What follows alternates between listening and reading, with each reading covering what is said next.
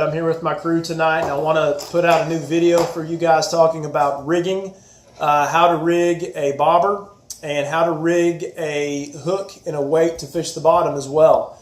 I hope you're excited about our trip coming up. Our sport fishing trip is going to be October the 14th, our very first trip. It's going to be out at Mary Jo Peckham Park. We're going to try to get started bright and early at around 7:30 in the morning, and I'll send out a little bit more information about that. But to get started, the first thing we're going to do is we're going to learn how to rig a bobber. Okay, and there's a few steps that you got to be able to take.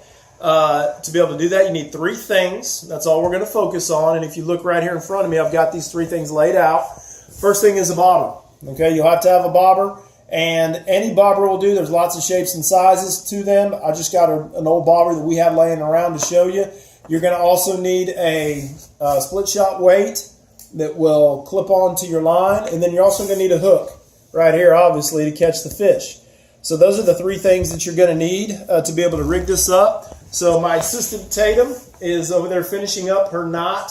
Remember, a Palomar knot is what she's tying, and she is finishing up tying her hook to the line. So that's going to be the first step, is you're going to have to be able to tie that hook to the line. Now, in our fishing trip, I'm going to provide all the stuff you need, the bobbers, the weights, the hooks, the bait. You'll need anything that you need will be provided for you at our first trip.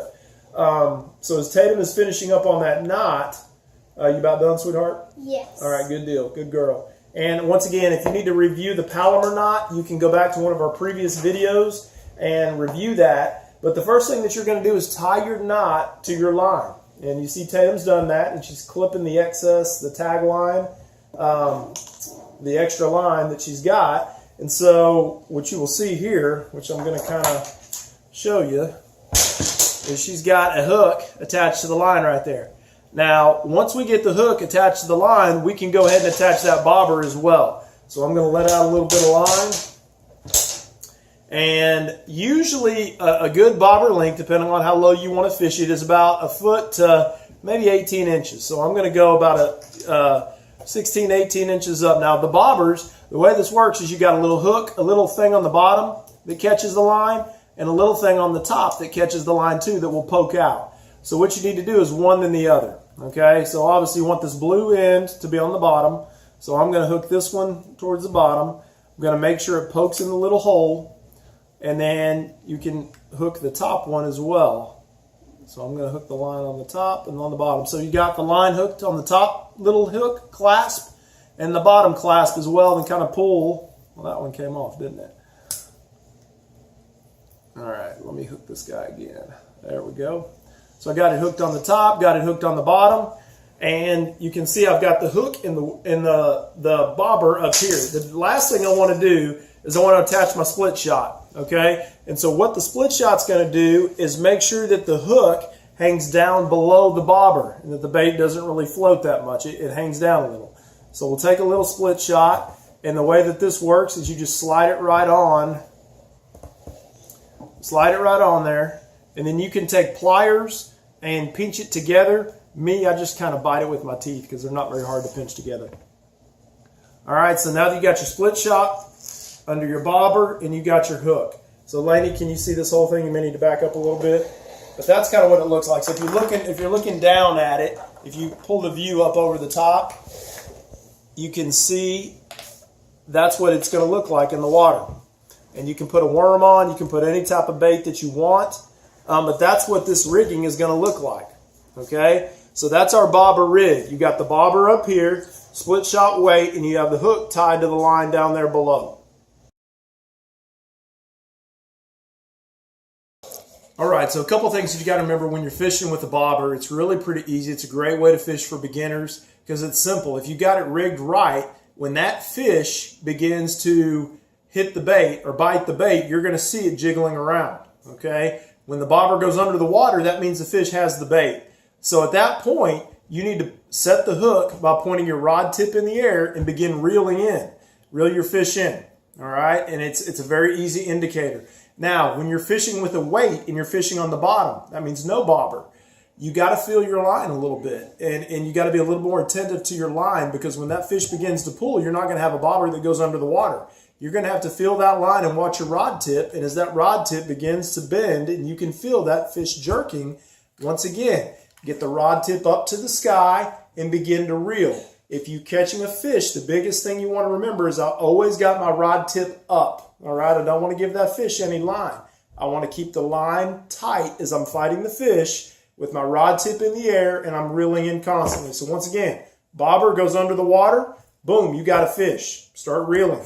If you're not fishing with a bobber, you got to be feeling that line. You got to be watching your rod very closely. So those are a couple of tips that you'll be able to use when we fish next Saturday. All right, guys, the next type of rigging we're going to talk about is a bottom rigging. So when we don't want to fish the top of the water, we want to fish the bottom of the water, what we want to do is, the first thing we want to do before we tie our hook to our line, we're going to add the weight. So I've got a little weight right here, just about a 1/4 ounce weight that will slide over our line.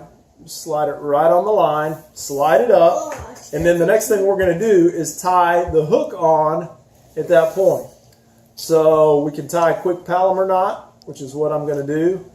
Okay, so we got our hook on. You have your weight on as well, and the important thing is this weight is going to slide a little bit. Okay, so it slides up and down, but you can see from a top view, from a view above, you've got your hook and you've got your weight there that's tied by your line. So when I cast this out, that weight's going to carry it to the bottom, and it's going to bounce off the bottom of the structure that we're fishing, the grass or the mud or whatever's down there. So those are the two different rigs that you're going to use to rig your bait. Two different ways that you're going to use to rig your bait at the fishing trip coming up. You can either use the bobber, fish the top, or you can fish the bottom. All right, guys, the last part of our video is going to be on kind of the basics of rod and reels. If you're looking to purchase one before our fishing event, I would suggest for beginners a spin casting rod with a closed face. That means the line is covered up and you can't see it. Those are usually very simple to operate, and they cast very well, and it's great for beginners. So I'm going to post a picture real quick of what a spin casting rod would look like.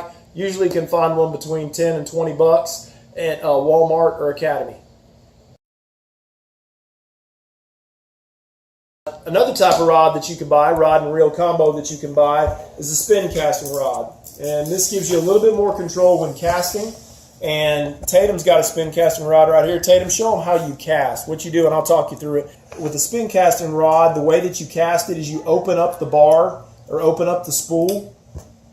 And once you open up the spool, then you can hold on to the line. It gives you a little more control until you're ready to cast. When you throw it out there, you let your finger off, and that lets the bait go. It lets it go flying.